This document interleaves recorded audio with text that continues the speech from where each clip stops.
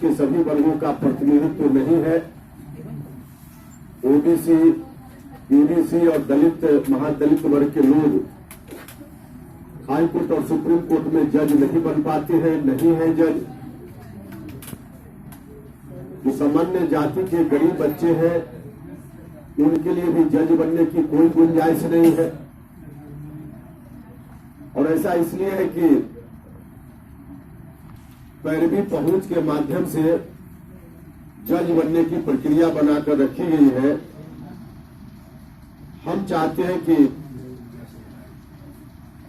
इसमें बदलाव हो और जिस तरह से एसपी कलेक्टर की बहाली के लिए प्रतियोगिता परीक्षा का प्रावधान है, ये ताकि समाज के सभी वर्ग के लोगों को अवसर मिल पाए।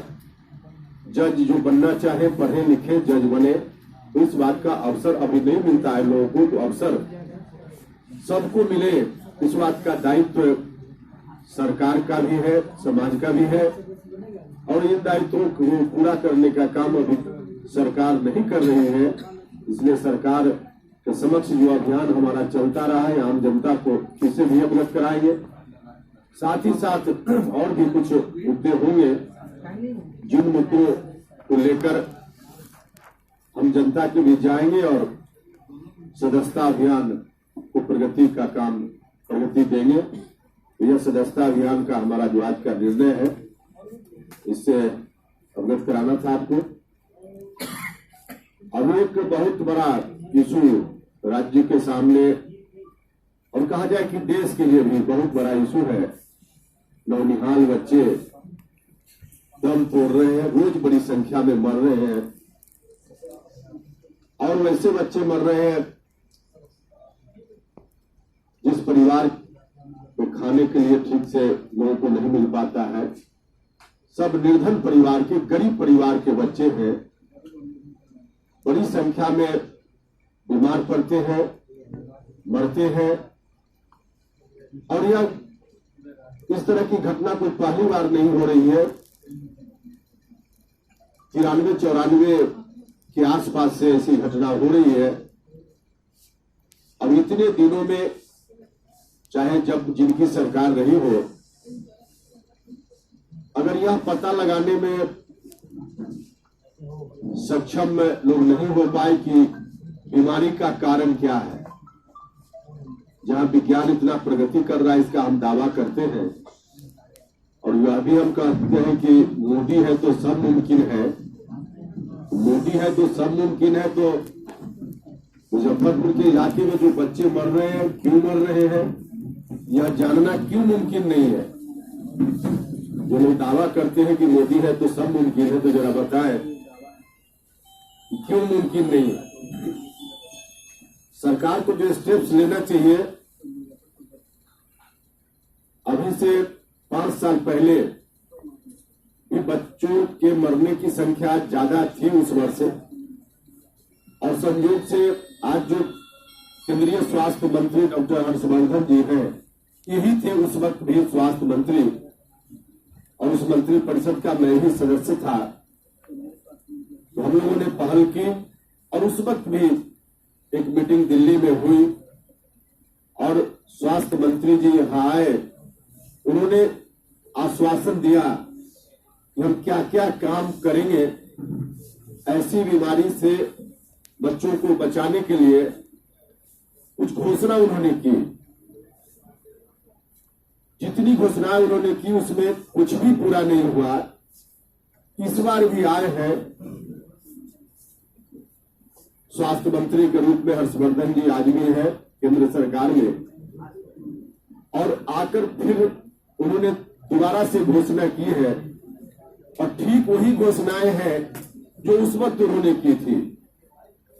रिसर्च इंस्टीट्यूट बनाएंगे, लैब बनाएंगे, बेड की संख्या बढ़ाएंगे, आईसीयू में बेड की संख्या बढ़ाएंगे, क्या क्या जो जितनी घोषणाएं आज इन्होंने की है, 5 साल पहले भी घोषणा, ठीक यही घोषणा उन्होंने की थी। अब जिम्मेवारी किसकी थी कि आज भी अगर मान रहे हैं स्वास्थ्य मंत्री कि इन चीजों को करने से बीमारी के रोकथाम का इंतजाम हो सकता है, तभी तो घोषणा कर रहे हैं। 5 साल पहले उन्होंने घोषणा की तो क्यों पूरा नहीं हुआ? अगर पूरा हो गया रहता तो स्वाभाविक रूप से इतने बच्चे नहीं मरते जो घटना आज हो रही है। अब इसकी जवाबदेही किसके ऊपर है, उनको बताना चाहिए। बहुत दबाव हुआ तो राज्य के मुखिया नीतीश कुमार जी भी वहां गए। ठीक है, गए, अच्छा किया इन्होंने। लेकिन अब पुरानी बातों को लेकर हम आलोचना सिर्फ करें, इतना ही दायित्व नहीं है। सरकार की जो कमी रही हम उसको उजागर जरूर करेंगे। हम खुद भी गए थे वहां मुजफ्फरपुर और देख कर आए हैं। बहुत ही भयावह स्थिति है, दर्दनाक स्थिति है। लेकिन हम इतनी अपेक्षा जरूर करेंगे कि जो कुछ भी हुआ पिछले दिनों क्यों नहीं हुआ, ठीक है नहीं हुआ, लेकिन अब तो कम से कम भारत की सरकार और बिहार की सरकार, जिसको डबल इंजन की सरकार लोग कहते हैं, तो अब डबल इंजन की सरकार यह तो सुनिश्चित करे कि अगले वर्ष ऐसी स्थिति का सामना लोगों को नहीं करना पड़ेगा। जितनी घोषणाएं मुख्यमंत्री जी भी करके आए, स्वास्थ्य मंत्री जी करके आए, अब कम से कम साफ साफ बिहार की जनता को, देश की जनता को यह तो बताएं कि अगले साल मार्च तक इनकी तमाम घोषणाएं पूरी हो जाएंगी। क्योंकि मार्च के बाद फिर से इस बीमारी की शुरुआत जब गर्मी पड़ने लगती है तो शुरू होती है। तो हम इतना इनसे जानना चाहते हैं कि मार्च तक इनका सारा आश्वासन पूरा हो जाएगा, यह साफ साफ बताने का काम करें। क्योंकि फिर हमको आशंका है कि घोषणा बनकर ही शायद रह जाएगी। इसलिए स्पष्ट रूप से इनको बताना चाहिए कि जितनी घोषणाएं हैं अगले साल मार्च तक सभी की सभी घोषणाएं पूरी हो जाएंगी की जरूरत है। जो एक कॉमन कारण वहां बच्चे बीमार पड़े हैं या मरे हैं, उन सभी में एक कॉमन कारण जो दिखा है वह यह है कि सभी गरीब परिवार के हैं। स्वाभाविक रूप से कुपोषण एक बड़ा कारण इसका हो सकता है, क्योंकि कुपोषण बड़ा कारण नहीं होता तो सिर्फ गरीब परिवार के बच्चे ही इसके शिकार नहीं होते। तो कुपोषण को रोकने के लिए एक अलग से योजना बनानी चाहिए बिहार की सरकार को, केंद्र की सरकार की मदद से हो या जैसे भी। उस खास इलाके में जो कुपोषित बच्चे हैं उनके लिए अलग से उनको पौष्टिक भोजन देने के लिए और दूसरी योजना चलती है।